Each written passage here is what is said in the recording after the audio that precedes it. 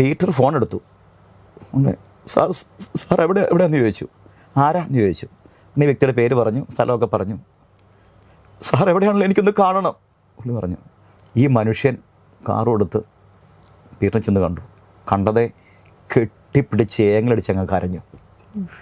കരഞ്ഞിട്ട് പറഞ്ഞു, സാറേ ഈ പാട്ടാണ് എന്നെ ആത്മഹത്യയിൽ തിരിച്ചെന്ന് പറഞ്ഞു.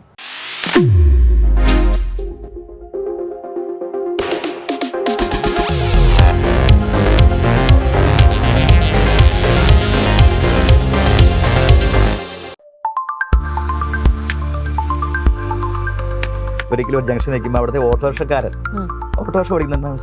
ചുമ്മാ ഇരുന്ന് ദൈവത്തെ മറന്നു ഇങ്ങനെ പാടിക്കുന്ന കേട്ടിട്ടുണ്ട്. നമ്മൾ ഈ പ്രത്യാശ വെച്ച് ഉറച്ച് കാത്തു നിൽക്കുക, വിശ്വാസത്തോടെ കാത്തിരിക്കുക, പ്രത്യാശയോടെ കാത്തിരിക്കുക. എനിക്ക് വിജയമുണ്ട്. നിലപൊഴിയും കാലങ്ങൾക്കപ്പുറം ഞാൻ മനസ്സിലാക്കുന്നത് എന്നാൽ കഴിയുന്ന നന്മ കഴിയുന്ന പോലെ ചെയ്യുക, ആരിൽ നിന്നൊന്നും പ്രതീക്ഷിക്കാതിരിക്കും.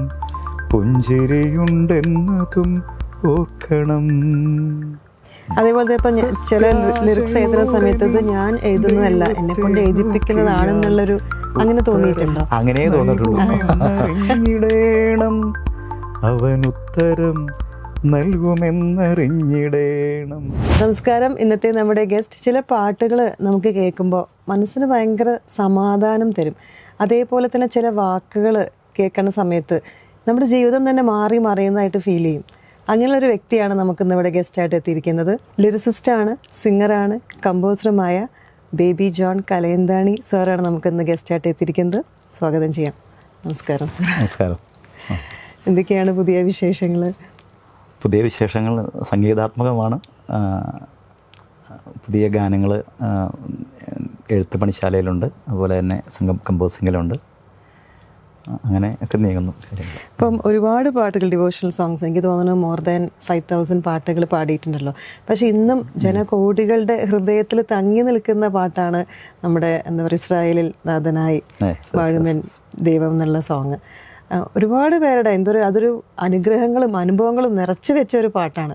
നമുക്ക് അതിൽ നിന്ന് തന്നെ തുടങ്ങാം. അതിൻ്റെ ഒരു പിറവിയെക്കുറിച്ചും ഒരുപാട് പേർക്ക് അറിയാമെങ്കിൽ കൂടെ അറിയാത്തവർക്ക് വേണ്ടിയിട്ട് ചേട്ടനതൊന്ന്.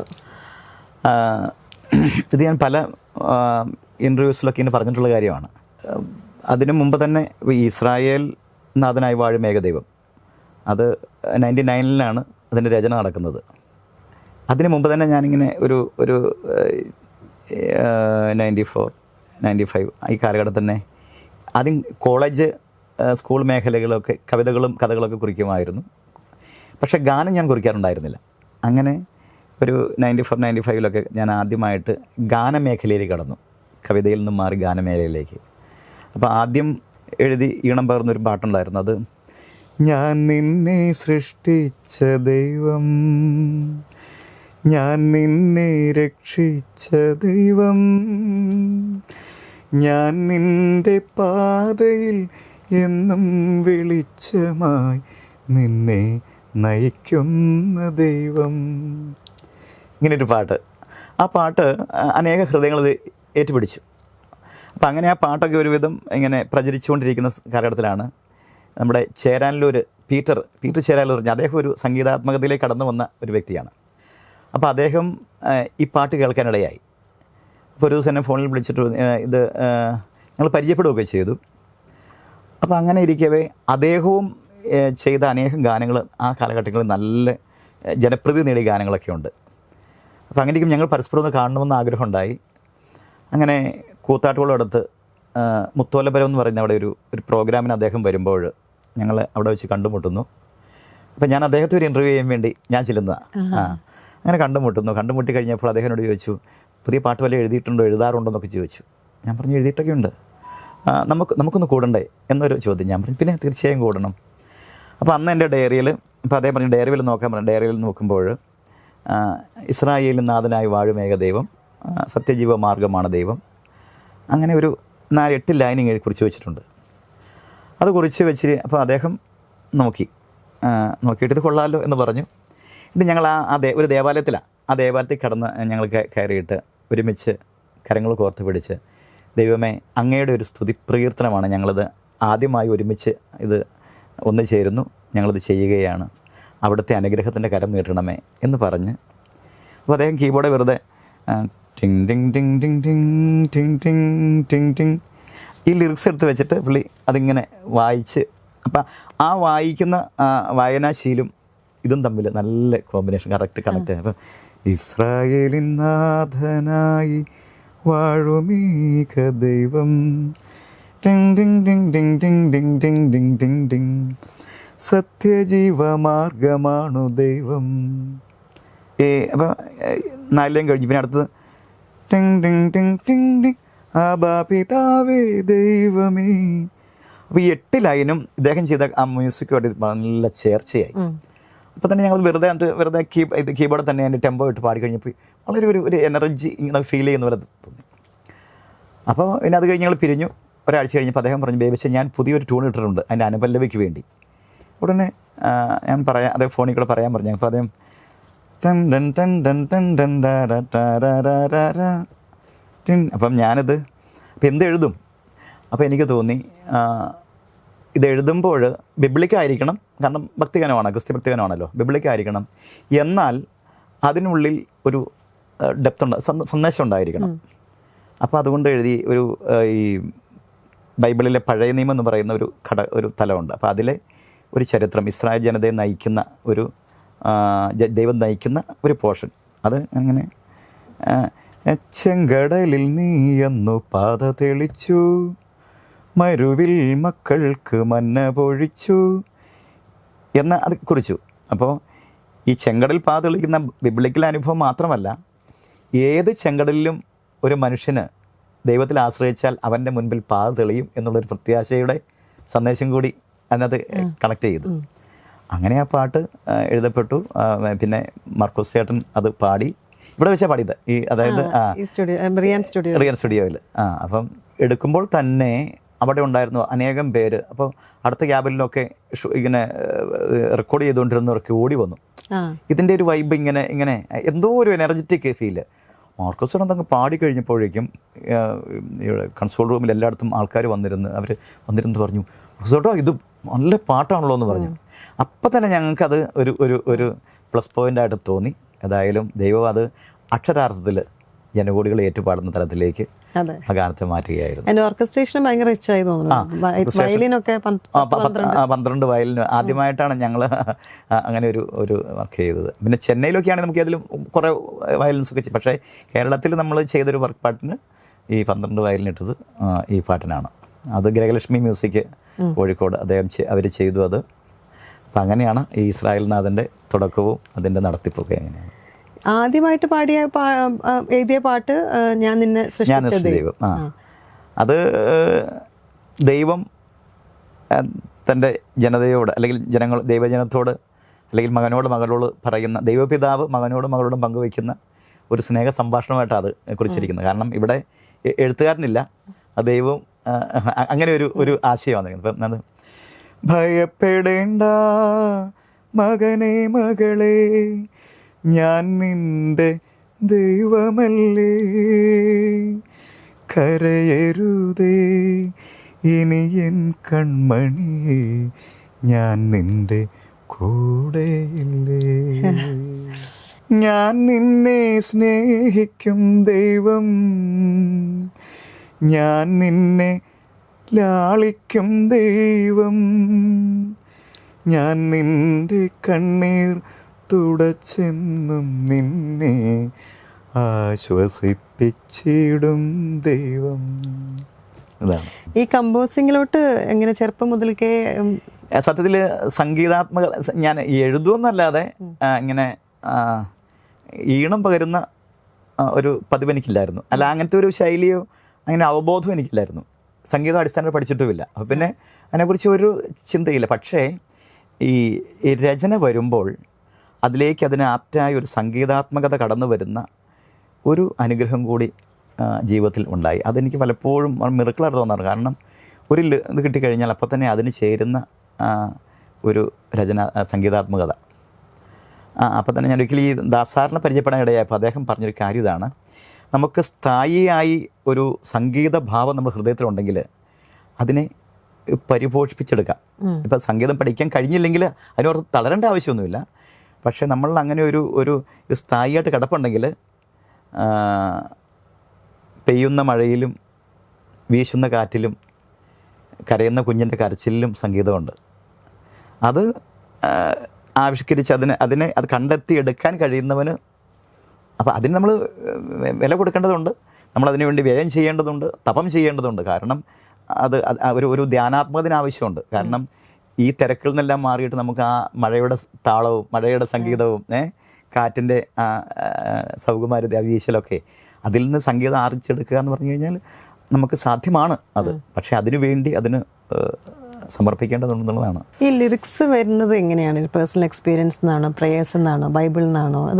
ലിറിക്സ് വരുന്നത് അതായത് ഇപ്പം മീനു അതെ നമ്മളെല്ലാം നമ്മൾ വെറുതെ ജനിക്കപ്പെട്ടവരല്ലെന്ന് ഞാൻ കരുതുന്നത്. എന്തിനു വേണ്ടി ഞാൻ സൃഷ്ടിക്കപ്പെട്ടോ അവിടെ ഞാൻ അത് നിയോഗിക്കപ്പെട്ട വ്യക്തിയാണ്. പക്ഷേ അത് എന്നെ മെനഞ്ഞവനുമായിട്ടുള്ളൊരു കണക്ഷൻ നമുക്ക് ആവശ്യമുണ്ട്. ഞാനിപ്പോൾ എന്താണ് ചെയ്യേണ്ടത് എന്നൊരു ലിങ്ക്. അപ്പോൾ അങ്ങനെ നമ്മളൊരു ധ്യാനാത്മകമായി ചിന്തിക്കുമ്പോൾ എനിക്ക് കിട്ടിയ ഒരു കാര്യം എന്ന് പറഞ്ഞാൽ നമ്മുടെ കഴിവുകൾ, സർഗാത്മക കഴിവുകൾ മുഴുവൻ ഇത് എനിക്ക് വേണ്ടിയുള്ളതല്ല. അദൃശ്യനായ ദൈവത്തിന് ലോകത്തോട്, ഹൃദയങ്ങളോട് സംസാരിക്കേണ്ടതുണ്ട്. അതിന് മീനുവിനെയും എന്നെയൊക്കെ ദൈവം നിയോഗിക്കുക. അങ്ങനെ ഞാൻ കരുതുകയാണ്. എൻ്റെ ഒരു വിശ്വാസം അങ്ങനെയാണ്. അപ്പം ഞാൻ എന്ത് ചെയ്യണം? എൻ്റെ ദൗത്യം ഞാനായിട്ട് ചെയ്യുക. അപ്പോൾ ഞാൻ ചെയ്യുന്നത് എന്താ?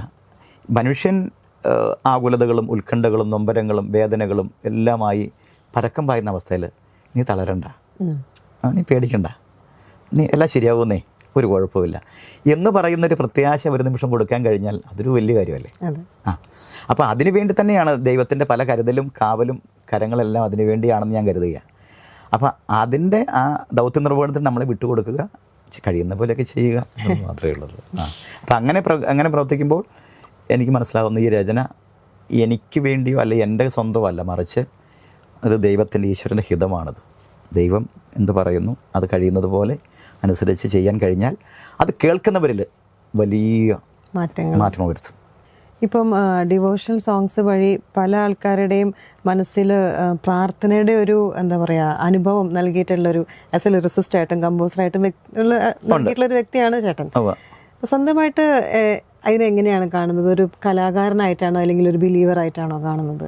അതായത് ഞാൻ ഒരു കലാകാരനായിട്ട് കാണുന്നു, പക്ഷേ അതിനുള്ളിൽ എൻ്റെ വിശ്വാസം ഞാൻ സംരക്ഷിക്കും. കാരണം അത് നമുക്ക് അതൊരിക്കലും വേറൊരു കൂട്ടായ്മ ഇടിച്ചു താത്തിയോ അവരെ മാനിക്കാതെയോ അല്ല, അവരെ ആദരിച്ചുകൊണ്ടും സ്നേഹിച്ചുകൊണ്ടും എല്ലാവരും ശ്രേഷ്ഠരാണ്. ഞാൻ കരുതുന്ന ഒരു കാര്യമാണ്. അത് എത്രമാത്രം ഇദ്ദേഹം ഉൾക്കൊള്ളുന്ന എനിക്കറിയില്ല. ലോകത്തെല്ലാവരും ശ്രേഷ്ഠരാണ്. ഇനി ഒരു കാര്യം കൂടി പറഞ്ഞു കഴിഞ്ഞാൽ അത് എങ്ങനെ ഉൾക്കൊള്ളുന്ന എനിക്കറിയില്ല. എൻ്റെ കാഴ്ചപ്പാടിൽ എല്ലാവരും നല്ലവരാണ്. എല്ലാവരും നല്ലവർ മാത്രമല്ല, എല്ലാവരും ശ്രേഷ്ഠരാണ്. നമ്മളെ കഴിഞ്ഞ് ഉന്നതരാണ്, ശ്രേഷ്ഠരാണ്. അവരെ നമ്മൾ ആദരിക്കുക, സ്നേഹിക്കുക. എല്ലാവരും നല്ലവരാണ്. അപ്പോൾ നമ്മൾ ചിന്തിക്കും, എങ്ങനെയാണ് നല്ലവരാകുന്നത്? എല്ലാവരും നല്ലവരാണ്. അത് ശരിയല്ല നമ്മൾ ചിന്തിച്ചേക്കാം. പക്ഷെ ഞാൻ കരുതുന്നത്, ഇപ്പോൾ ഇവിടെ ഇന്ന് 1,00,000 കുഞ്ഞുങ്ങൾ പിറന്നു. എക്സാമ്പിൾ, 1,00,000 കുഞ്ഞുങ്ങൾ പിറന്നു. ആ പിറന്ന കുഞ്ഞുങ്ങളെല്ലാം നിഷ്കളങ്കരാണ്. അവർ വളർന്നു വരുന്ന ചുറ്റുപാടുകൾ, സാഹചര്യങ്ങൾ അവരെ ഓരോ വ്യക്തിത്വ രൂപീകരണത്തിലേക്ക് മാറ്റപ്പെടുക. അത് അവരുടെ തെറ്റല്ല, അവർ വളർന്ന സാഹചര്യമാണ്. അതുകൊണ്ട് അവരെല്ലാം മോശമെന്ന് പറയാൻ പറ്റും. അപ്പം അങ്ങനെ ചിന്തിക്കുമ്പോൾ ഓരോരുത്തരും ചെയ്യുന്ന അവരുടെ ശരിയത് അവർ കരുതിക്കുന്ന, ചിലപ്പം നമുക്കറിയാം വളരെ ഭീകരമായ ചെയ്തികൾ ചെയ്യുന്നവരും അവരെങ്ങനെ നല്ലവരെന്ന് പറഞ്ഞേ, അതൊക്കെ അവരുടെ സാഹചര്യങ്ങളിൽ നിന്ന് രൂപപ്പെട്ട വ്യക്തിത്വങ്ങളുടെ ചില പ്രതിഫലനങ്ങളാണ്. അവരും നന്മയിൽ വളർന്നു വരുന്നിരുന്നെങ്കിലും അവർ കഴിഞ്ഞില്ല, അതാണ്. അപ്പോൾ അങ്ങനെ ഞാൻ ചിന്തിക്കുമ്പം എനിക്ക് മനസ്സിലാക്കാൻ പറ്റുന്നത് എല്ലാവരും നല്ലവരാണ്, ശ്രേഷ്ഠരാണ്. എല്ലാവരെയും ആദരിക്കുക, സ്നേഹിക്കുക, നമ്മളുടെ ദൗത്യം ചെയ്യുക. അല്ല, പലരും പറഞ്ഞു കേൾക്കാറുണ്ട്, ഞാൻ ഒരുപാട് പ്രാർത്ഥിക്കാറുണ്ട്, പക്ഷെ എനിക്ക് മനസ്സമാധാനം കിട്ടുന്നില്ല എന്നുള്ളത്. അപ്പം അത് എങ്ങനെ, എവിടെ നിന്ന് ഈ മനസ്സമാധാനം കിട്ടുന്നത്? മനസ്സമാധാനമേ, ഇപ്പോൾ ഉദാഹരണം പറഞ്ഞു കഴിഞ്ഞാൽ, അപ്പോൾ ഞാൻ ഇദ്ദേഹത്തെ ഒരു ശത്രുവായിട്ട് കണ്ടു കഴിഞ്ഞാൽ അപ്പം തന്നെ ക്ഷമിക്കാൻ കഴിയാത്തൊരവസ്ഥ വന്നു കഴിഞ്ഞാൽ അവിടെ ബ്ലോക്കായില്ലേ? ആ സ്നേഹത്തിൻ്റെ ഒഴുക്കിന് ബ്ലോക്കായി. പിന്നെ നമുക്ക് ഓട്ടോമാറ്റിക്കായിട്ട് പിന്നെ അത് അസ്വസ്ഥത എന്നിൽ തന്നെ ഉണ്ടാകും. അപ്പോൾ പിന്നെ നമുക്ക് സമാധാനം നഷ്ടപ്പെടും. അതെ, അതല്ലേ? അപ്പം അങ്ങനെ ഒരു തല കാര്യങ്ങളാണ്. ചേട്ടൻ്റെ പാട്ട് എടുത്ത് നോക്കുകയാണെങ്കിൽ ദൈവത്തെ മറന്ന് ജീവിക്കരുത് കുഞ്ഞെ, ഒരു എന്താ പറയാ, ഭയങ്കര രസം അതിന്റെ ലിറിക്സ് കേൾക്കാൻ വേണ്ടിയിട്ട്. എല്ലാ പാട്ടിനും ഓരോ മെസ്സേജസ് ആണ് കൊടുത്തുകൊണ്ടിരിക്കുന്നത്. ആ പാട്ട് പാടിയത് ദാസേട്ടനും ദാസാറും ചേച്ചിയും പാടി. അതിനൊരു എക്സ്പീരിയൻസ് എന്തായിരുന്നു? എക്സ്പീരിയൻസ് പറഞ്ഞാലേ നമ്മുടെ ഈ രചനാ മേഖലയിലെല്ലാം ഓരോ അനുഭവം ഉണ്ടാവും. ഒട്ടുമിക്ക പാട്ടിൻ്റെയും പിന്നിൽ, എല്ലാത്തിൻ്റെയും പിന്നിൽ ഒരു ഉണ്ടാവും. ആ അനുഭവത്തിൽ നിന്നാണ് ഓരോ ഗാനങ്ങളും ഉരുത്തിരിഞ്ഞ് വരുന്നത്. അപ്പോൾ ഈ ഗാനത്തിനും ഒരു കാരണമുണ്ട്. കാരണം എന്ന് പറഞ്ഞാൽ ഞാനൊരു സ്ഥലത്ത് ചെല്ലുമ്പോൾ അവിടുത്തെ ഒരു ചർച്ചിലെ ഒരു പള്ളിയിലെ ഒരു പ്രോഗ്രാമിന് ഒരു കീബോർഡ് വായിക്കുന്നൊരു പയ്യനുണ്ട്. അവനെ ഒന്ന് വിളിച്ചു കഴിഞ്ഞപ്പോൾ അവന് അസൗകര്യമായിരുന്നു. അസൗകര്യം എന്ന് പറഞ്ഞാൽ അവൻ്റെ മമ്മി തന്നെ പറഞ്ഞു അവന് ഒരുപാട് പഠിക്കാനുണ്ട്, അതുകൊണ്ട് അവനെ വിടിയേല എന്നൊക്കെ പറഞ്ഞ് ഇങ്ങനെ അവനെ ഇങ്ങനെ പൊതിഞ്ഞ് വെക്കുന്നൊരവസ്ഥ. അപ്പം ഞാനിങ്ങനെ ചിന്തിക്കുകയായിരുന്നു, ഈ പ്രോഗ്രാം നടക്കുന്ന ഒരു ന്യൂ ഇയറിനാണ്. അപ്പം ഞാൻ ചിന്തിച്ചു, ഒരു വർഷാവസാന രാത്രിയല്ലേ, ആ പ്രോഗ്രാം ദൈവികമായി ചെയ്യുവാൻ സത്യത്തിലൊരു ആയുസ് തന്ന ദൈവത്തിന് ഇത് ചെയ്യാൻ ആ മമ്മി സത്യത്തിൽ പറഞ്ഞു വിടുകയല്ലേ ചെയ്യേണ്ടത്. എന്നിട്ട് അതിനെ വെച്ച് ചിന്തിച്ചപ്പോൾ മനസ്സിലായി, ഇന്നീ കാലഘട്ടത്തിൽ സത്യത്തിൽ അനുഗ്രഹങ്ങൾക്ക് വേണ്ടിയാണ് മനുഷ്യൻ ഓടുന്നത്. അനുഗ്രഹദാതാവിനെ ഓർക്കാറില്ല. അതായത് അനുഗ്രഹദാതാവ് എന്ന് പറയുന്നത് ഞാൻ കരുതുന്ന ഒരു അപ്പൻ്റെ സ്നേഹം. അപ്പം നമ്മൾ നമ്മുടെ അപ്പനിൽ നിന്നും കിട്ടാനുള്ളത് എന്തെങ്കിലും കിട്ടിക്കോട്ടെ എന്ന് കരുതുകയും അപ്പൻ്റെ കാര്യത്തിൽ ശ്രദ്ധാലു ആകാതിരിക്കുകയും ചെയ്യുന്നത് അപ്പൻ്റെ ഹൃദയനൊമ്പരത്തിന് കാരണമാകുകയല്ലേ. അപ്പോൾ ആ ചിന്തയിൽ നിന്നും അപ്പോൾ അന്ന് ആ മകൻ വന്നില്ല, അമ്മ വിട്ടുമില്ല. കാരണം അവൻ വലിയൊരു ഉയർന്ന പഠന മേഖലയിലെ ആളാണ്. സത്യത്തിൽ വരാവുന്ന കാര്യമുള്ളൂ, പക്ഷേ പഠിക്കാനുണ്ടെന്ന് പറഞ്ഞു ആ അമ്മ വിട്ടു, അവനെ വിടാതിരുന്നു. അപ്പോൾ ആ സംഭവം എന്നെ വല്ലാതെ ഇങ്ങനെ ഒരു ചിന്തയിലേക്ക് നയിച്ചു കഴിഞ്ഞ് പിന്നീട് ആ മോൻ്റെ ജീവിതത്തിൽ ഒരുപാട് ട്രാജഡിയുടെ തലയിലൂടെ കടന്നു പോകേണ്ടി വന്നു. വിദ്യാഭ്യാസം ഒക്കെ താറുമാറായിപ്പോയി. പിന്നീട് ആ അമ്മ അതിൻ്റെ കാര്യം ഏറ്റു പറഞ്ഞു. അതായത് സത്യത്തിൽ ഈ ദൈവത്തെ കൂടാതെ ഉണ്ടാകുന്ന എല്ലാം വ്യർത്ഥമാണ്. ദൈവത്തോട് ചേർന്ന് നിൽക്കുമ്പോഴാണ് എല്ലാ കാര്യങ്ങൾക്കും അത് ബ്ലെസ്സിങ് ആയി മാറുന്നത്, അനുഗ്രഹമായി മാറുന്നത് എന്നുള്ള തിരിച്ചറിവ് ആ മമ്മയ്ക്കുണ്ടായി. മമ്മ എന്നോട് ഷെയർ ചെയ്തു. അത് കഴിഞ്ഞ് ഇത് ഇനി എവിടെയെങ്കിലും പോകുമ്പം ദേവസ്വം പങ്കുവെക്കണമെന്ന് പറഞ്ഞതുകൊണ്ടാണ് ഞാനിത് പങ്കുവയ്ക്കാൻ കാരണം. അതുകൊണ്ട് ഞാൻ പലർക്കും ഇത് പങ്കുവയ്ക്കാറുണ്ട്. അപ്പോൾ അതിൽ നിന്നും കിട്ടിയ ഒരു ചിന്തയിൽ നിന്നാണ് കുറിച്ചു. അപ്പോൾ ഈ കുറിക്കുന്നതെല്ലാം നമുക്ക് മറ്റുള്ളവർക്ക് മനസ്സിലാവണമല്ലോ. വലിയ നമ്മൾ കട്ടിയേറിയ സാഹിത്യത്തിലല്ല, സാഹിത്യം നല്ലതാണ്, പക്ഷേ അതിലല്ല. അങ്ങനെയുള്ള ശാഖകൾ വേറെയുണ്ട്. ഇത് സാധാരണ ഹൃദയങ്ങൾക്ക് മനസ്സിലാകത്തക്ക രീതിയിൽ അങ്ങനെ കുറിച്ചു. ഇത് ആദ്യം കുറിക്കുമ്പോൾ തന്നെ പീറ്റർ ചേരാനിലാണ് മ്യൂസിക് പോയിരുന്നത്. പുള്ളി ഇതിങ്ങനെ എടുത്ത് നോക്കിയിട്ട് ദൈവത്തെ മറന്നു കഴിഞ്ഞാൽ ജീവിക്കരുത്, അത് വളരെ സിമ്പിളാണല്ലോ വേവിച്ചാൽ എന്നോട് പറഞ്ഞ്. ഞാൻ പറഞ്ഞു അത് ടോട്ടലി വരുമ്പം അത് ഡെപ്ത് ആയിക്കോളൂ എന്ന് പറഞ്ഞു. അപ്പോൾ എന്നാൽ ശരി ചെയ്യാമെന്ന് പറഞ്ഞു. അദ്ദേഹം തന്നെയാണ് മ്യൂസിക്. അത് ദൈവത്തെ മറന്നു കുഞ്ഞേ ജീവിക്കരുതേ, ദൈവമല്ലേ ജീവിതത്തിൽ നിന്റെ സർവവും, കുഞ്ഞുനാളിൽ പഠിച്ചതെല്ലാം മറന്നു പോയോ, വിശ്വാസത്തിൻ ദീപമെല്ലാം അണഞ്ഞു പോയോ, പൊന്നു കുഞ്ഞെ ദൈവസ്നേഹം മറന്നിടല്ലേ, ദൈവമല്ലാതാരു നിന്നെ രക്ഷിക്കാനുള്ളൂ. അങ്ങനെ നല്ല ലിറിക്സ് ആണ്, സാധാരണക്കാർക്ക് പറഞ്ഞ പോലെ മനസ്സിലാക്കാൻ പറ്റുന്ന ലിറിക്സ്. ഇത് ചില അനുഭവങ്ങൾ നമുക്ക് തരും. അതായത് ചിലപ്പോഴൊക്കെ നമ്മളിങ്ങനെ യാത്ര ചെയ്യുമ്പോഴൊക്കെ ചില ജംഗ്ഷനിലൊക്കെ നിൽക്കുമ്പോൾ എനിക്ക് ഒന്നുള്ള അനുഭവം ഉണ്ടായിട്ടുണ്ട്. ഒരിക്കലും ഒരു ജംഗ്ഷൻ നിൽക്കുമ്പോൾ അവിടുത്തെ ഓട്ടോറിക്ഷക്കാരൻ ഓട്ടോറിക്ഷ ഓടിക്കുന്നുണ്ട്, ചുമ്മാ ഇരുന്ന് ദൈവത്തെ മറന്നു ഇങ്ങനെ പാടിക്കുന്ന കേട്ടിട്ടുണ്ട്. ഇതൊക്കെ അപ്പോൾ അവരുടെ എല്ലാം ഹൃദയങ്ങളിലേക്കെല്ലാം ഇത് ചെല്ലുന്നുണ്ടെന്നുള്ള ഒരു തിരിച്ചറിവ് നമുക്കും വലിയൊരു കൂടുതൽ ഒരു എനർജിയാണ്. അപ്പോൾ അങ്ങനെ സാധാരണക്കാരൊക്കെ ഒന്ന് വിളിച്ചാലോടി അതൊക്കെ പാടുമ്പോഴേ തീർച്ചയായും അതൊക്കെ അവർ സ്വീകരിക്കുന്നുണ്ടല്ലോ. ഇപ്പൊ പറഞ്ഞ പോലെ പോകുന്ന സ്ഥലത്തൊക്കെ നമ്മുടെ പാട്ട് കേൾക്കുമ്പോൾ അത് അപ്പോഴൊരു ഫീൽ എന്താണ് ചേട്ടൻ്റെ ഫീൽ? ഒരു ദിവസം ഈ ഒന്ന് രണ്ട് പ്രാവശ്യമെങ്കിലും ചുരുങ്ങിയത് പാട്ട് കേട്ടിരിക്കും. നമ്മൾ യാത്ര ചെയ്യുമ്പോഴോ അല്ലെങ്കിൽ ഏതെങ്കിലും ദേവാലയത്തിൽ ചെല്ലുമ്പോഴോ അല്ലെങ്കിൽ ചുമ വെറുതെ ആൾക്കാർ പാടുന്ന ഒരു പ്രാവശ്യം ദിവസത്തിൽ ഒരു പ്രാവശ്യം കേൾക്കാതിരിക്കുകയില്ല.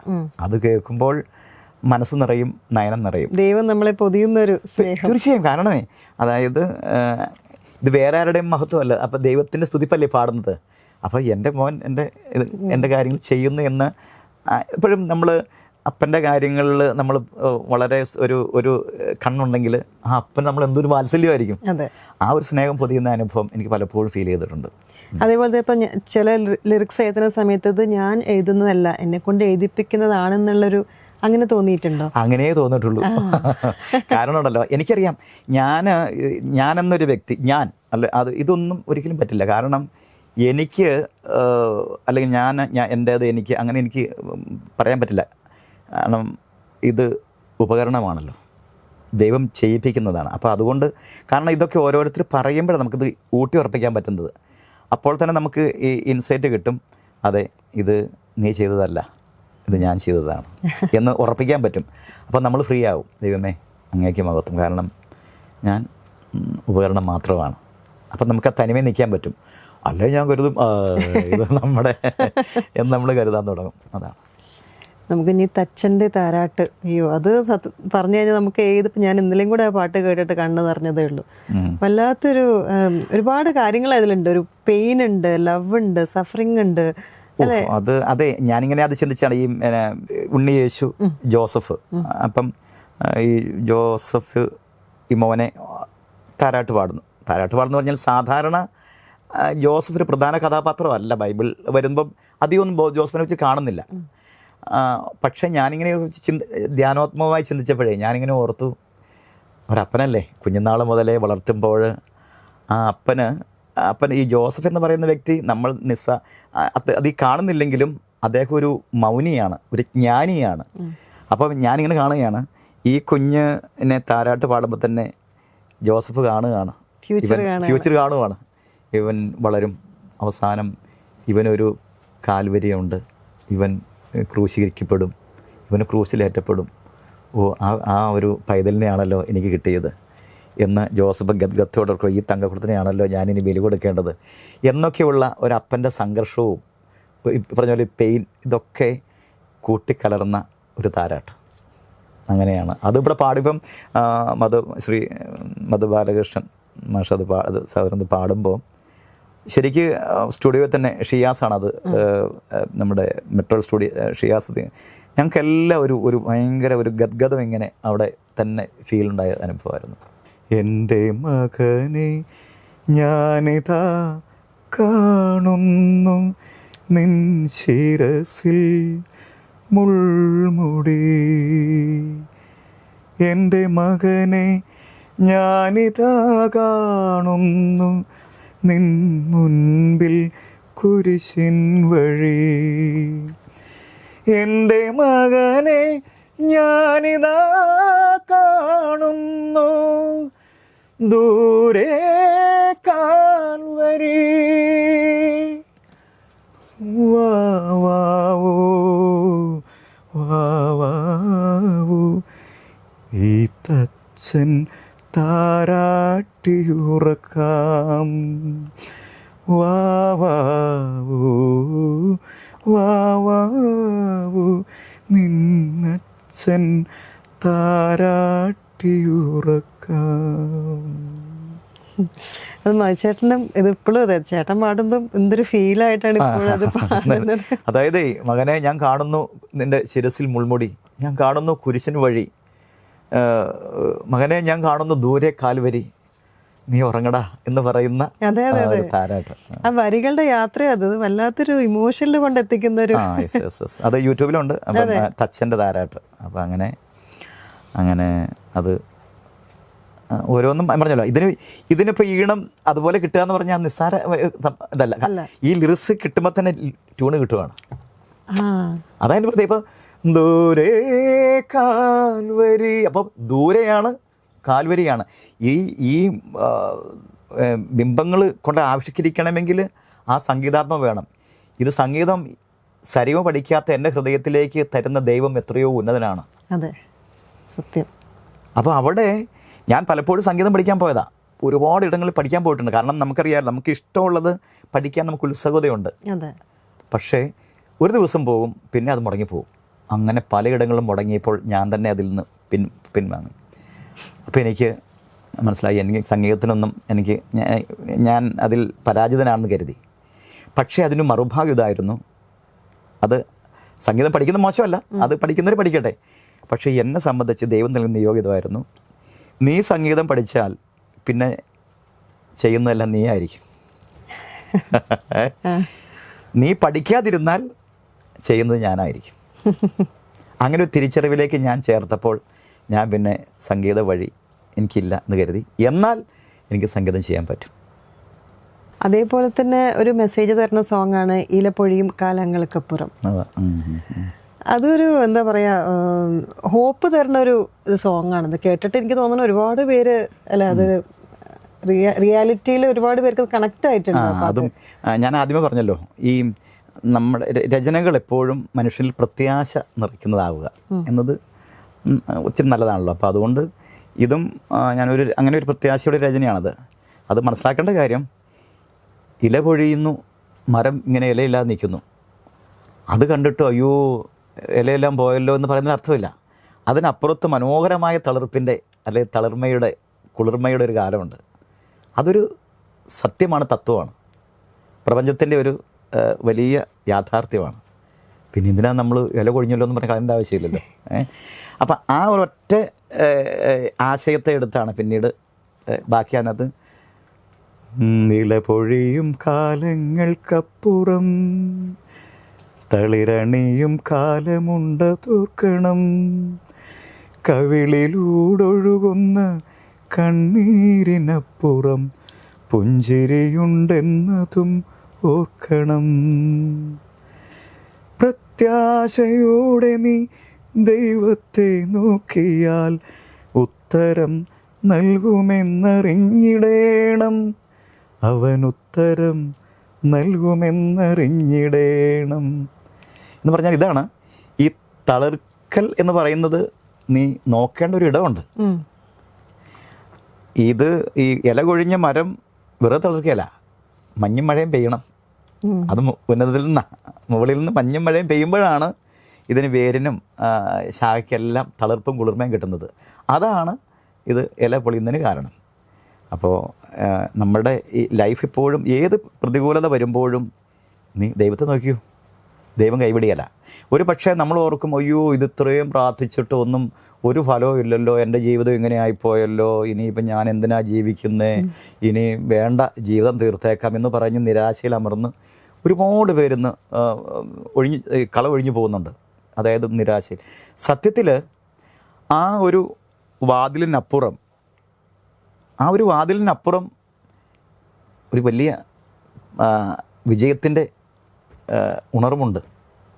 പക്ഷെ അത് നിൽക്കുന്നില്ല, ക്ഷമയില്ല. എന്നെ വല്ലാതെ സ്പർശിച്ചൊരു സംഭവമാണ് അത്. ഒരു യുവാവ്, അവൻ അനേകം ഈ ആപ്ലിക്കേഷൻ അയച്ചു, നല്ല നല്ല പഠനമുള്ള, അവൻ ജോലിക്ക് വേണ്ടി ആപ്ലിക്കേഷൻ അയച്ചു. ജോലിയൊന്നും കിട്ടിയില്ല, ഒന്നും ശരിയായില്ല. അവസാനം എഴുതി വെച്ചു, എനിക്ക് ജീവിതം മടുത്തു, ഞാൻ പോകുന്നു. അവൻ സ്വയം ജീവിതം ഇല്ലാതാക്കി. പിറ്റേന്ന് മോർച്ചറിയിൽ ഇവൻ്റെ ബോഡി കിടക്കുമ്പോൾ ഇതാ പോസ്റ്റ്മാൻ കൊണ്ടുതരുന്നു ഒരു ജോലിയുടെ അറിയിപ്പുമായിട്ട്. അപ്പോൾ മറുഭാഗം ചിന്തിക്കുന്നവരുണ്ട്, എന്നാൽ പിന്നെ ആ ദൈവത്തിന് ഒരു ദിവസം മുന്നേ കൊടുക്കാൻ പാടില്ലായിരുന്നു എന്ന് ചിന്തിക്കുന്നതും ഇങ്ങനെ അവകാശപ്പെടുന്നവരുമുണ്ട്. സംഭവം ഇതേ ഉള്ളൂ, നമ്മൾ ഈ പ്രത്യാശ വെച്ച് ഉറച്ച് കാത്തു നിൽക്കുക, വിശ്വാസത്തോടെ കാത്തിരിക്കുക, പ്രത്യാശയോടെ കാത്തിരിക്കുക. എനിക്ക് വിജയമുണ്ട്, ഞാൻ വിജയിക്കും, ഞാൻ അനുഗ്രഹിക്കപ്പെടും, ഞാൻ പടവുകൾ കയറും, ഞാൻ ഉന്നതി കയറും. ഇങ്ങനെ സാധ്യത ഒരിക്കലും അങ്ങനെ തോന്നിയല്ല. ചുറ്റുപാടുകൾ ഒരിക്കലും നമുക്കങ്ങനെ ഒരു സാധ്യത തോന്നിയല്ല. എന്നാൽ ഇവൻ്റെ ഈ വിജയത്തിൻ്റെ പ്രത്യാശയുടെ വാക്കുകൾ ഏറ്റുപറയുന്നത് വഴി ആ വാക്കുകൾ അവനിൽ ഊറി അവൻ വളരും. സംഭവിക്കുക തന്നെ ചെയ്തു. അതെ. ഈ പാട്ട് കേട്ട് കഴിഞ്ഞിട്ട് ആത്മഹത്യക്ക് പോണ ആൾക്കാർ തിരിച്ചു വന്നിട്ടുള്ള അനുഭവം ഒരുപാട് അനുഭവം. അത് അതിൻ്റെ കമൻറ്റ് വായിച്ച് അറിയാൻ പറ്റും. ഒരുപാട് പേര്. അതിലെനിക്ക് അറിയാവുന്നൊരു കാര്യം, ഒരു വ്യക്തി ആ വ്യക്തി ഈ ആത്മഹത്യക്ക് ഒരുങ്ങി നിൽക്കുന്ന സമയം അദ്ദേഹം ഒന്ന് വിങ്ങിക്കരഞ്ഞു. വീട്ടിലെല്ലാവരും ഇല്ല, ആത്മഹത്യ ശ്രമിക്കുന്നു.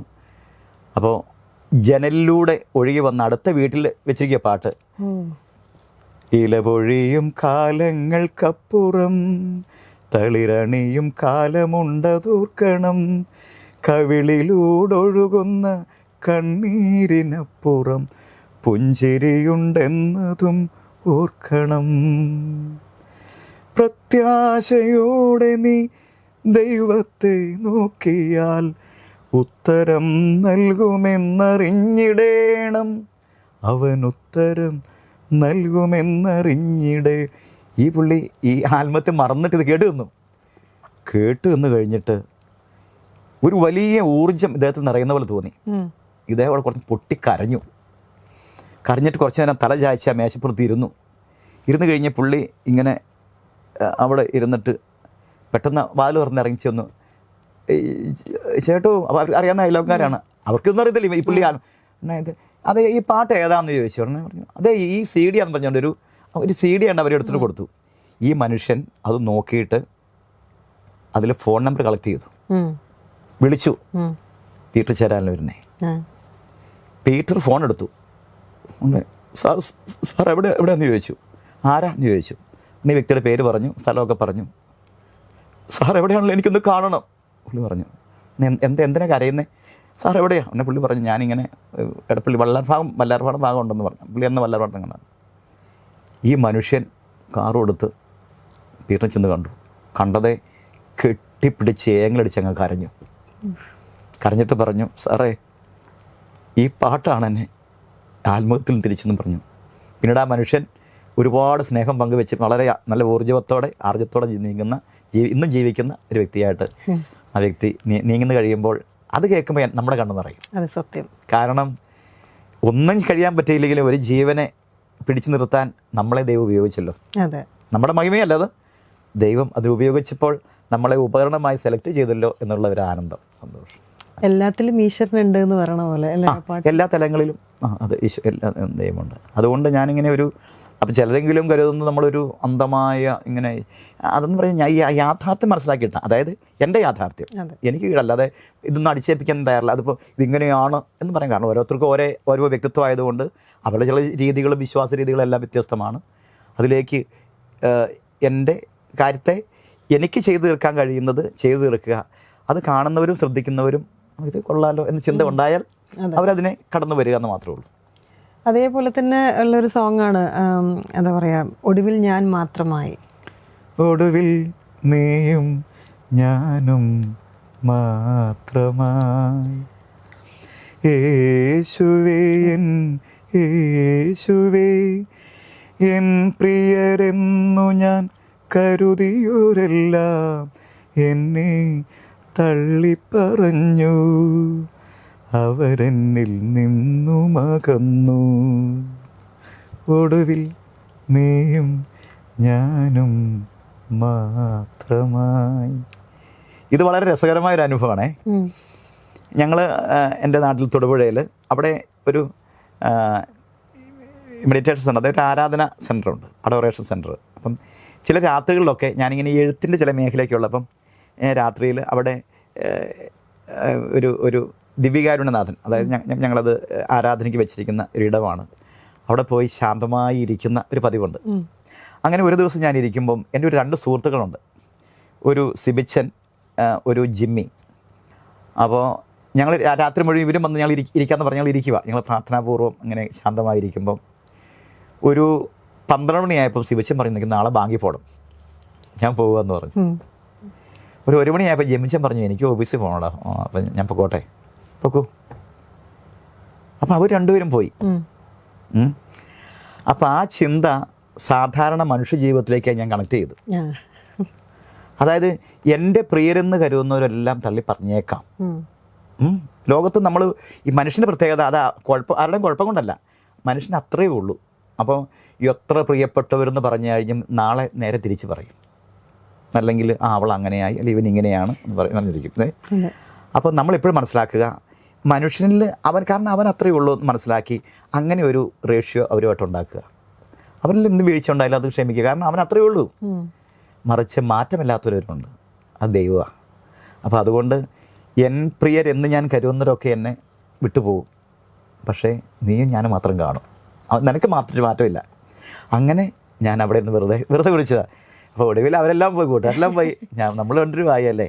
അപ്പോൾ പെട്ടെന്ന് തോന്നി അതൊന്ന് ആവിഷ്കരിച്ചാൽ അതിനൊരു രസമുണ്ടല്ലോ. അപ്പം ഞാൻ ഇങ്ങനെ ഒടുവിൽ നീയും ഞാനും മാത്രമായി. അത് എനിക്ക് തോന്നുന്നു കുറച്ച് നേരത്തെ മനസ്സിലാക്കിയിരുന്ന മനുഷ്യൻ കുറച്ചും കൂടെ എന്താ പറയുക സ്നേഹത്തിലോട്ട് വരില്ലായിരുന്നോ? അതായത് ഞാൻ മനസ്സിലാക്കുന്നത്, എന്നാൽ കഴിയുന്ന നന്മ കഴിയുന്ന പോലെ ചെയ്യുക, ആരിൽ നിന്നൊന്നും പ്രതീക്ഷിക്കാതിരിക്കുക, ദൈവത്തിൽ നിന്നൊഴികെ മറ്റാരിൽ നിന്നും ഒന്നും പ്രതീക്ഷിക്കാതിരിക്കുക. എന്നാൽ എന്നെ കഴിയുന്ന, അപ്പം ഇദ്ദേഹം എൻ്റെ ഒരു കൂടപ്പിറപ്പാണ്, മീനു എൻ്റെ സഹോദരിയാണ്. മീനുവിന് എനിക്ക് ചെയ്യാൻ പറ്റുന്ന നന്മകൾ ചെയ്യുക. ഞാൻ എന്തെങ്കിലും പ്രതീക്ഷിക്കാൻ പോയി കഴിഞ്ഞാൽ എന്നാലും ഞാൻ അവൾക്ക് ചെയ്തു കൊടുത്തതല്ലേ, എന്നിട്ട് എന്നാലും അവൾ പ്രതീക്ഷിക്കുന്നതുകൊണ്ടാണ്. പ്രതീക്ഷിക്കാതിരുന്നാൽ എനിക്ക് പ്രതിഫലം ആര് തരും? ദൈവത്തിൽ. അപ്പോൾ എൻ്റെ ജീവിതത്തിൽ കഴിയുന്ന നന്മ എല്ലാവർക്കും ചെയ്യുക, ദൈവത്തിൽ നിന്നൊഴികെ മറ്റാരിൽ നിന്നും പ്രതീക്ഷിക്കാതിരിക്കുക. നിരാശപ്പെടേണ്ട ആവശ്യമില്ല. അതെ, എനിക്ക് തോന്നുന്നു അധികം ചെയ്തിരിക്കുന്നത് ഡിവോഷണൽ സോങ്സ് ആണ്. എന്തുകൊണ്ടാണ് ഈ ഡിവോഷണൽ സോങ്സിൽ മാത്രമായിട്ട് ഇങ്ങനെ ഒതുങ്ങി നിൽക്കണം, സിനിമാ മേഖലയിലോട്ടൊന്നും അധികം വരാത്തത്? അതിന് ഉത്തരം ഇതേ ഉള്ളൂ,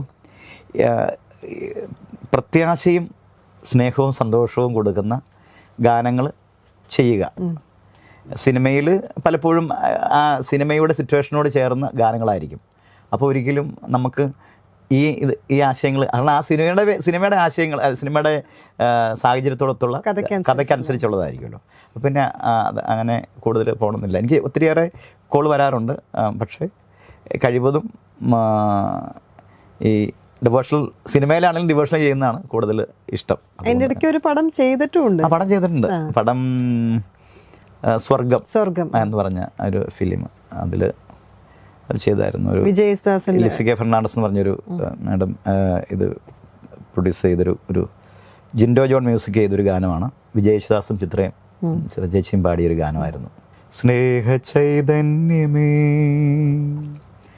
ജീവസംഗീതമേ കരുണതൻ മലരിതൾ വിരിയുമീ വേളയിൽ ഉയരുന്നു സങ്കീർത്തനം.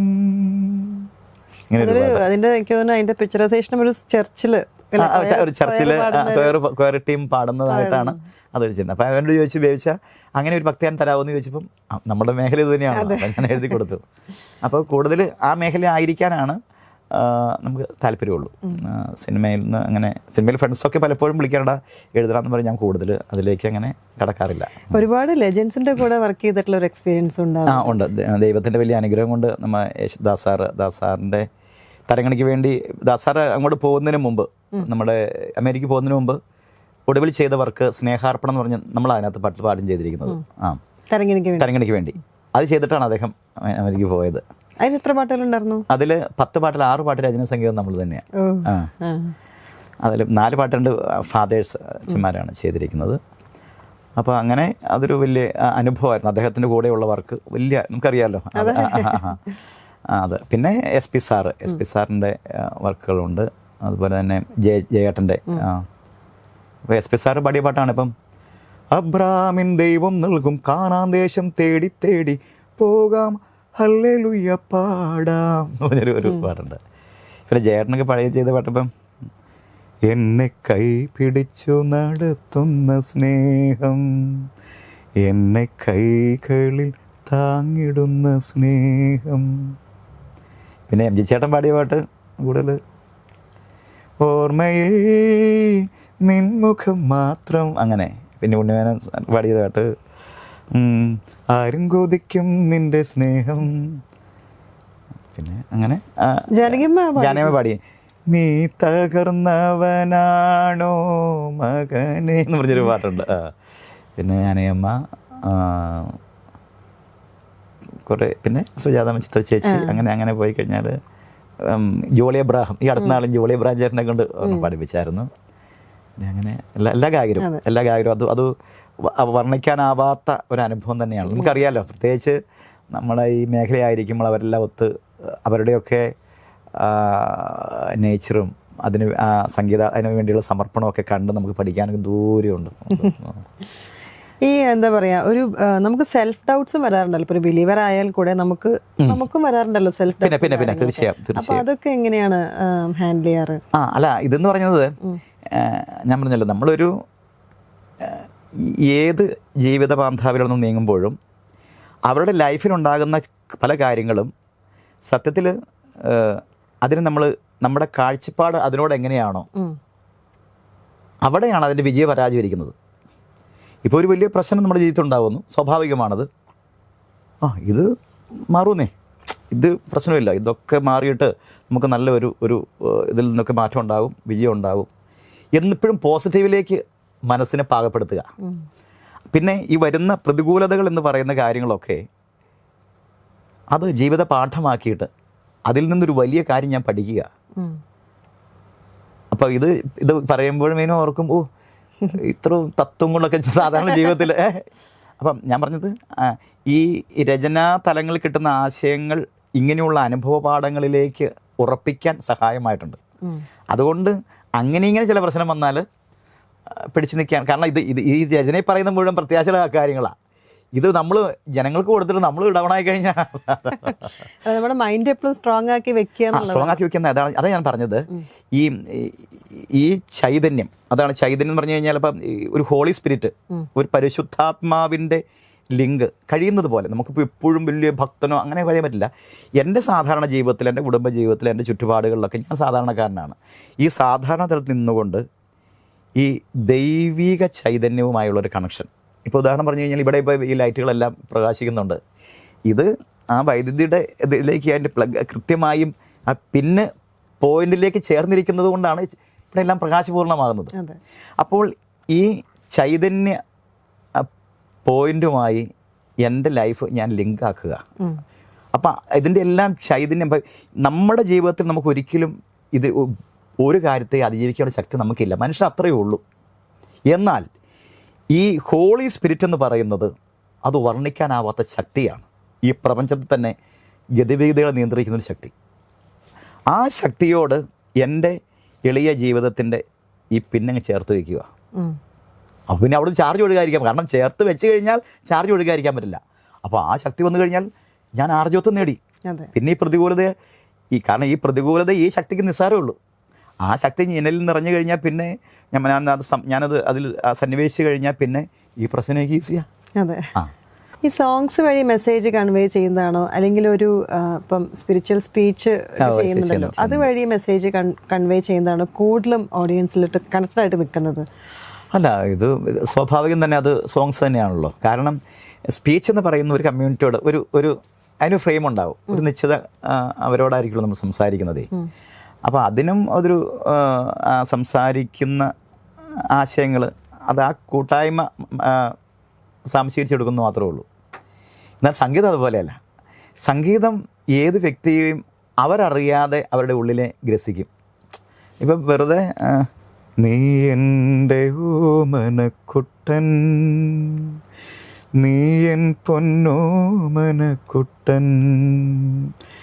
കരയരുതേ നീ കരയരുതേ, എൻ മകനെ നീ കരയരുതേ, കരയരുതേ നീ കരയരുതേ, എൻ മകളെ നീ കരയരുതേ. കിട്ടിയത് ഓഡിയൻസിലോട്ട്. ഇതെൻ്റെ കൂട്ടുകാരൻ എഴുതി പാട്ടാ കേട്ടോ. സാബു ആരക്കുഴ എന്ന് പറയുന്നൊരു സുഹൃത്ത് എഴുതിയതാണ്. ഈ പാട്ട് ആദ്യമേ കേട്ടത് ഞാൻ കരഞ്ഞു പോയി. അതെ, എനിക്കും അത് ഫീൽ ചെയ്തു. അപ്പോൾ അത് ഒന്നാലോചിച്ച്, വെറുതെ ഒരു ഗ്രൗണ്ടിൽ, അല്ലെങ്കിൽ ഇത് മറ്റൊരു കമ്മ്യൂണിറ്റിയില്ല സ്പീച്ച് എന്ന് പറയുന്നത്, ഇത് വെറുതെ ഒരു സമ്മേളന ഗ്രൗണ്ടിൽ ഒരു പാട്ട് വയ്ക്കുക. ഇത് വെറുതെ ഏതെങ്കിലും മൂലയിൽ തളർന്നിരിക്കുന്ന ഒരു വ്യക്തിയോട് പെട്ടെന്ന് അവൻ്റെ ഹൃദയത്തിലേക്ക് വന്ന് വീണ്, നീ എൻ്റെ ഓമനക്കുട്ടൻ, നീ കരയല്ലേ എന്ന് പറയുന്ന ഒരു സാന്ത്വനം എന്ന് പറയുന്നതിൻ്റെ അതിൻ്റെ ആഴം നിസ്സാരമാണോ? ഭയങ്കര പവർഫുൾ ആണ്. ഒരു വിഖ്യാതമായ വചനമുണ്ട്, ഒരു സെയിന്റ് പറഞ്ഞതാണ്, സെയിന്റ് അഗസ്റ്റിൻ പറഞ്ഞതാണ്, ഒരു മടങ്ങ് പാടുന്നവൻ ഇരുമടങ്ങ് പ്രാർത്ഥിക്കുന്നു എന്ന് പറഞ്ഞാൽ 2 മടങ്ങ് പ്രാർത്ഥിക്കുന്നതിന് തുല്യമാണ് ഒരു പാട്ട് പാടിയാൽ. അങ്ങനെയാണ് അതിൻ്റെ. അത്രമാത്രം സംഗീതത്തിന് അതിർത്തികളില്ലല്ലോ, അതിങ്ങനെ വിഹായസിൽ കിടക്കുമല്ലേ, അതങ്ങനെ കടന്നു ചെല്ലും. ഒരു മൂഡിനെ പെട്ടെന്ന് മാറ്റാനുള്ള കഴിവുണ്ട്. വളരെ എഫക്റ്റാണല്ലോ അത്. തിരിഞ്ഞുകൊണ്ട് കേട്ടോ, ഈ സംഗീതത്തിന് ഇപ്പം അതായത് ഈ ഹോളി സ്പിരിറ്റിനാൽ നയിക്കപ്പെടുന്ന രചനാത്മകത പോലെ തന്നെ മറുഭാഗമുണ്ട്. സംഗീതത്തെ വളരെ അസ്വസ്ഥത നിറയ്ക്കുന്ന സംഗീതങ്ങളും അതിൻ്റെ വൈബായിട്ട് മാറുന്നു ഈ ലോകമാണല്ലോ. അതായത് നമ്മൾ ചില പാട്ട് കേൾക്കുമ്പോൾ നമ്മളിങ്ങനെ വേറെ തലത്തിലേക്ക് മൂഡ് പോകുന്ന രീതിയുണ്ട്, ബുദ്ധിമുട്ട് വരുത്തുന്ന പാട്ടുകൾ അങ്ങനെയുണ്ട്. അപ്പം അതിലേക്ക് ഞാൻ പോകുന്നില്ല, അപ്പം നമുക്ക് അത് ലോകത്തിൻ്റെ തലമാണ്. ഞാൻ പറഞ്ഞത് ഈ ഒരു തലം ഞാൻ ഉടനെ പറയുന്നത്. അപ്പോൾ ഇത് നല്ലൊരു സംഗീത ശാഖയായിട്ട് എനിക്ക് തോന്നുന്നു. അപ്പോൾ അതുകൊണ്ട് ആ മേഖലയിൽ നീങ്ങുന്നു എന്ന് മാത്രമാണ്. നമ്മളെ കൂടുതൽ സറണ്ടർ ആക്കുന്നതാണ് ഇങ്ങനത്തെ ഓരോ പാട്ടുകൾ നമ്മളെ. അതെ. കാരണം അതിൻ്റെ റിസൾട്ട് നമുക്ക് മനസ്സിലാകുന്നതേ. ചിലർ പറയും, എൻ്റെ സാറേ, അല്ലെങ്കിൽ ഞങ്ങളത് ആ പാട്ട് കേട്ടിട്ടുണ്ടല്ലോ, ഇന്ന് രാവിലെ ഞാനത് കേട്ടു, അത് എന്തോ എനിക്ക് ഭയങ്കരമായിട്ട് എന്നെ സ്പർശിച്ചു കേട്ടെന്ന് പറയുമ്പം നമുക്കതൊരു ഉറപ്പാണ്, ഇത് നിന്റെ റൂട്ട് തെറ്റിയിട്ടില്ല, നീ ഇനിയും ഇതിൽ ചെയ്യണം. കാരണം അനേകം പേർക്ക് അത് പ്രത്യാശ കൊടുക്കുന്നുണ്ടെന്നുള്ള ഉറപ്പാണത് നമുക്ക് ലഭ്യമാകുന്നത്. അപ്പം അങ്ങനെ ഈ മേഖലയിൽ നീങ്ങിക്കൊണ്ടിരിക്കുന്നു. ഇന്നത്തെ ബിസി ലൈഫിൽ ഈ ഡിവോഷണൽ സോങ്ങിന് എത്രമാത്രം പ്രാധാന്യമുണ്ട്? കാരണം യങ് ജനറേഷൻ കുട്ടികൾക്ക് ജീസസിനെ കണക്ട് ചെയ്യാനുള്ളൊരു ഇത് എത്രമാത്രം സഹായിക്കുമായിരുന്നു? അവരെ നിയന്ത്രിക്കുന്ന പറഞ്ഞാലേ, ഇപ്പം സ്വാഭാവികമായും ഈ കാലഘട്ടത്തിലെ യങ് ജനറേഷൻ എന്ന് പറയുമ്പോൾ നല്ല ശതമാനവും IT AI ഫോർമുലയാണ് അവരെ ഗ്രസിച്ചുകൊണ്ടിരിക്കുന്നതേ. അതൊരു വലിയ വെല്ലുവിളിയാണ്. കാരണം ആ തലം, നമ്മുടെ ഈ നോളജ് വിസ്ഡം രണ്ടും രണ്ട് തലമാണ്. ഈ വിസ്ഡം ഉണ്ടെങ്കിൽ നമുക്ക് ഏത് തലത്തിലും ഏതിനെയും സ്വായത്തമാക്കാൻ പറ്റും, അതിൽ വിജയിക്കാൻ പറ്റും. നോളജ് മാത്രമാകുമ്പോഴല്ലോ അത് സംശീകരിക്കാൻ പറ്റും, പക്ഷേ കുറേ കഴിയുമ്പോഴത്തേക്കും ഭയങ്കരമായി പ്രഷറാകും. എന്നാൽ ഈ അതാണ് ജ്ഞാനവും അറിവും രണ്ടാണ്. ഈ ജ്ഞാനം എന്ന് പറയുന്നത് ഉന്നതമാണ്, അവിടെ നിന്ന് ലഭ്യമാണെന്ന്. അറിവെന്ന് പറഞ്ഞ് ഇവിടെ നിന്നുള്ള കാര്യം. ഈ ജ്ഞാനം സംഭരിച്ച് അതിൽ നിന്നുകൊണ്ട് തന്നെ ഈ അറിവ് സമ്പാദിച്ചു കഴിഞ്ഞാൽ നമുക്കെല്ലാം ക്രമാനുക്രമമായിട്ട് കൊണ്ടുപോകാൻ പറ്റും. ഇപ്പം ഇന്നത്തെ സംഭവിച്ചിരിക്കുന്നത്, അതിനെക്കുറിച്ച് ആധികാരികമെന്ന് പറയാമെങ്കിൽ അറിയില്ലേ പോലും, ഞാനൊരു അപ്പനാണ്. അപ്പം എനിക്ക് പറയാൻ പറ്റുന്ന കാര്യം എന്ന് പറഞ്ഞാൽ, ഈ നോളജിൻ്റെ ഗ്രാഫ് കൂടുതൽ നിൽക്കും. അപ്പോൾ അതുകൊണ്ട് വിശ്വാസപരമായും പ്രാർത്ഥനാപരമായും അല്ലെങ്കിൽ ഇങ്ങനെയുള്ള ഡെവോഷണൽ സോങ്ങുകളൊക്കെ കേൾക്കാനുള്ള സമയമില്ല, അല്ലെങ്കിൽ അതൊക്കെ അവരെ ഏശാതെ പോകും ചിലപ്പോൾ. അതെന്നെ പാട്ടാണ്. സോഷ്യൽ മീഡിയ അതിനെ ഒരുപാട് ഇൻഫ്ലുവൻസ് ചെയ്തിട്ടുണ്ട്. തീർച്ചയായും. എന്നാൽ ഇതിൻ്റെ ഇടയിൽ ഇപ്പോൾ യാത്രാവേളകളിലൊക്കെ ഈ പാട്ട് എവിടെയെങ്കിലും ഒന്ന് സ്പാർക്ക് ചെയ്യാൻ കഴിഞ്ഞാൽ അവർക്ക് അത് അങ്ങനെയല്ലാതെ അതികവിഞ്ഞൊന്നും നമുക്ക് ഇടിച്ചു കയറി കൊടുക്കാൻ പറ്റുന്ന സാഹചര്യമല്ല ഇപ്പോഴത്തെ സിറ്റുവേഷൻ. പിന്നെ അവരിലേക്ക് ഈ സംഗീതാത്മകത അത് അവരുടെ ശൈലിയിൽ ന്യൂജൻ മോഡലിലുള്ള ഗാനങ്ങൾ ആ രീതിയിൽ ആവിഷ്കരിച്ചാൽ അവർ ഒരു പക്ഷേ അത് ശ്രദ്ധിച്ചിരിക്കും. ആ രീതിയിലാണ് ഇനിയിപ്പോൾ ഒരു മാർഗമുള്ളൂ അവർ അതിലേക്ക്, ആ ശൈലിയിലേക്ക്. ഇപ്പം സാധാരണ തലത്തിൽ നിന്ന് സംഗീതത്തിന് നമ്മുടെ ഒരു ആത്മീയ ഗാനങ്ങൾക്ക് അല്ലെങ്കിൽ ഒരു ഭക്തിഗാനത്തിന് ഡെവോഷണൽ സോങ്ങിന് അതിൻ്റേതായ ഒരു കെട്ടും മട്ടും തലമുണ്ട്. അതിൽ നിന്ന് മാറിയിട്ട് അവരെ തേടിയെത്തി അവരുടെ ശൈലിയിൽ ആ പാട്ട് അപ്ലൈ ചെയ്താൽ ഒരു പക്ഷേ അവർക്കത് സംശീകരിക്കാൻ പറ്റും. പിന്നെ തിരക്കിൻ്റെ ലോകമാണല്ലോ, തിരക്കിൻ്റെ ലോകം എല്ലായിടത്തും തിരക്കാണ്. അതെ, ഈ തിരക്കാണ് ഈ നമ്മളെ ഇത്രമാത്രം സങ്കീർണമാക്കുന്ന പ്രശ്നം. അതായത് ഈ തിരക്ക് വരുമ്പോൾ നമുക്ക് വ്യക്തത കിട്ടാറില്ല ഒന്നിനും, അതിങ്ങനെ പരക്കം പായുവേ. സത്യത്തിൽ വെറും അപ്പൂപ്പൻ താടി പോലെ സ്വച്ഛമാണ് ലൈഫ് എന്ന് പറയുന്നത്.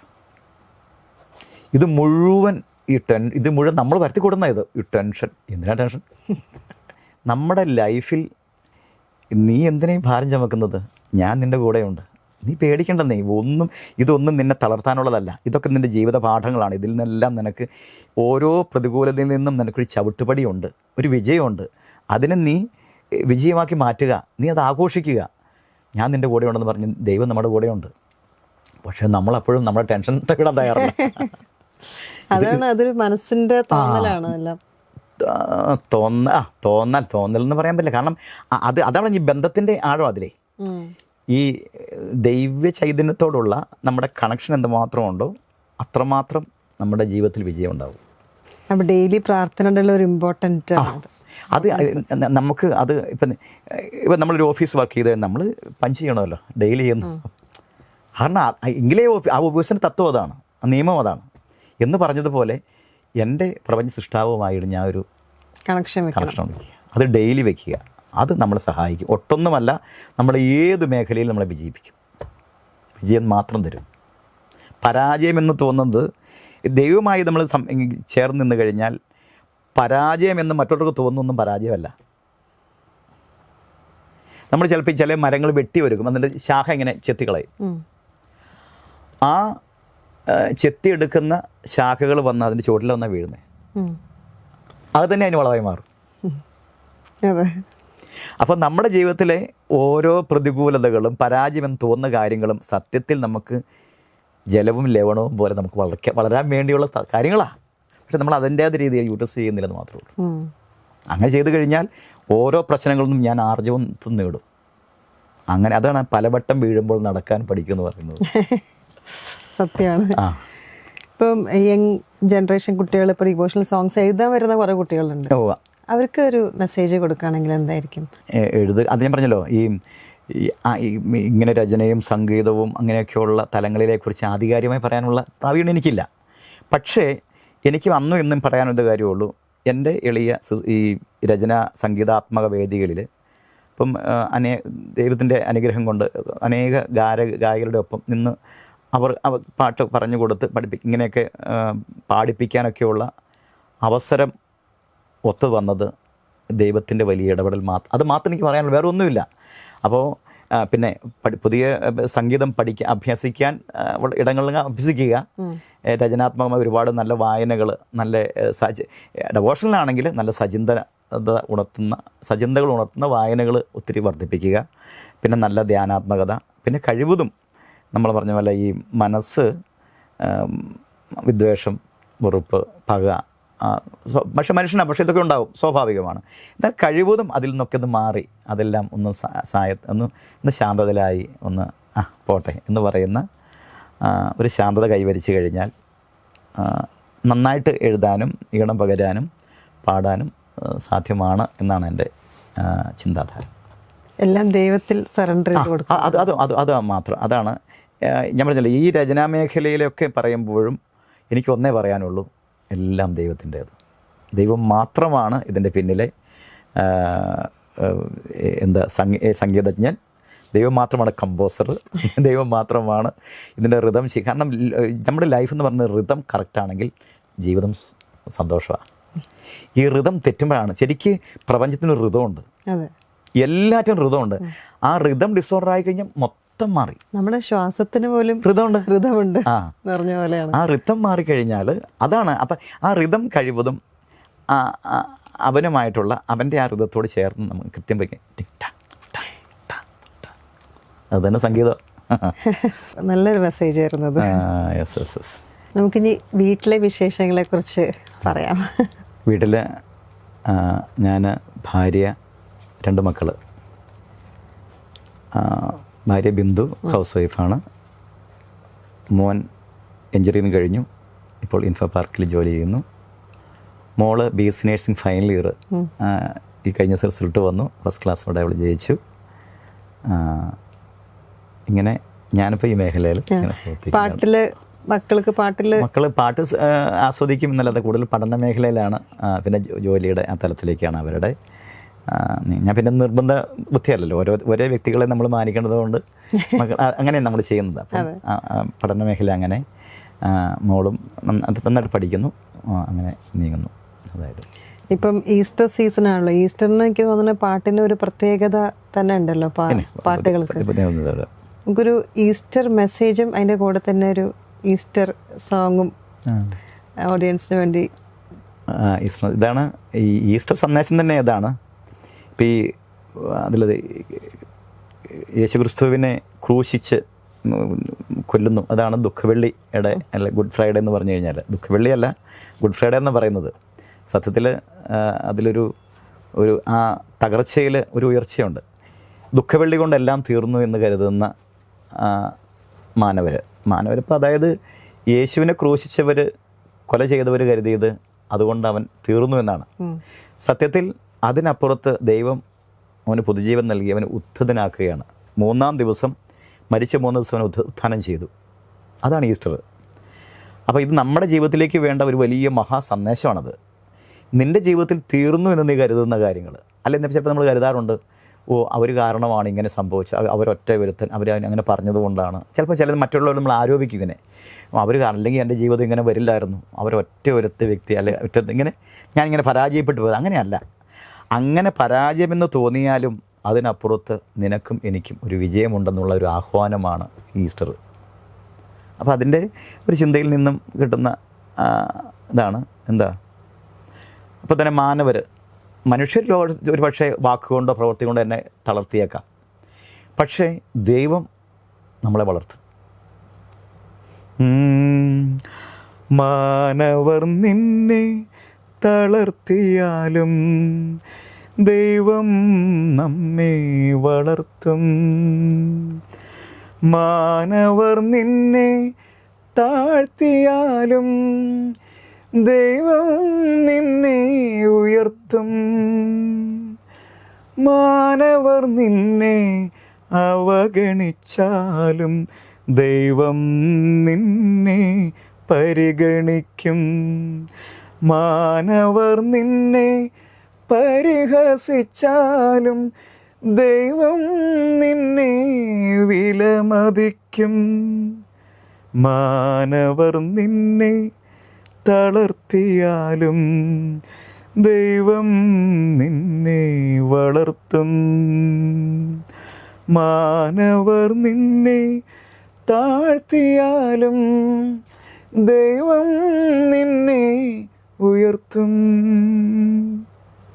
അപ്പോൾ ഇങ്ങനൊരു സന്ദേശമാണ്. അതായത് ആരൊക്കെ നിന്നെ തളർത്തി, പഴിചാരി, കുറ്റപ്പെടുത്തി, പരിഹസിച്ചു, കളിയാക്കി, ഇല്ലാതാക്കി, നിന്നെ തെറ്റിദ്ധരിച്ചു, നിന്നെ മാറ്റി നിർത്തി, ഇതൊന്നും കാര്യമാക്കണ്ട. ഇതിനപ്പുറത്ത് നിന്നെ പരിപാലിക്കുന്ന ദൈവം നിന്നെ വളർത്തും, നിന്നെ നയിക്കും, നിന്നെ ഭരിക്കും, നിനക്കൊരു പുതിയ ഉത്ഥാന മഹത്വം നൽകും. നീ എവിടെ പരാജയപ്പെട്ടോ അവിടെ നിൻ്റെ ശിരസ്സുയർന്നു നിന്ന് നീ എല്ലാവർക്കും വിജയത്തിൻ്റെ നേർസാക്ഷ്യമായി മാറും. ഇതാണ് ഉയർപ്പ് നൽകുന്ന ഉത്ഥാനത്തിൻ്റെ സന്ദേശം. ആ വരികളിൽ തന്നെ ഉണ്ട് എല്ലാം എന്നുള്ളതാണ്. വളരെ സന്തോഷം. നമുക്കത് ഒരു മണിക്കൂർ പോയത് അറിഞ്ഞില്ല. ഒരുപാട് കാര്യങ്ങൾ അറിയാൻ പറ്റി. ഒരു സ്പിരിച്വൽ സ്പീക്കർ എന്നുള്ള അതിലൂടെയും നമുക്ക് കുറേ കാര്യങ്ങൾ അറിയാൻ പറ്റി. അല്ല, കുഞ്ഞു കുഞ്ഞു സന്ദേശങ്ങൾ മനസ്സിൽ ഉറവെടുക്കുന്ന ഡിവോഷണൽ സൈഡ് ആണെങ്കിലും അല്ലെ, നമുക്ക് ഒരുപാട് കാര്യങ്ങൾ ഇന്ന് വലിയൊരു ബ്ലെസ്സിംഗ് ആയിരുന്നു ഈ ഇന്റർവ്യൂ. സത്യം പറഞ്ഞു കഴിഞ്ഞാൽ സന്തോഷം. എല്ലാം അപ്കമിങ് പ്രൊജക്ട്സിനും all the very best. Thank you Meenakshi. സന്തോഷം. അവസരം തന്നതിലും വളരെയധികം നന്ദി. Thank U.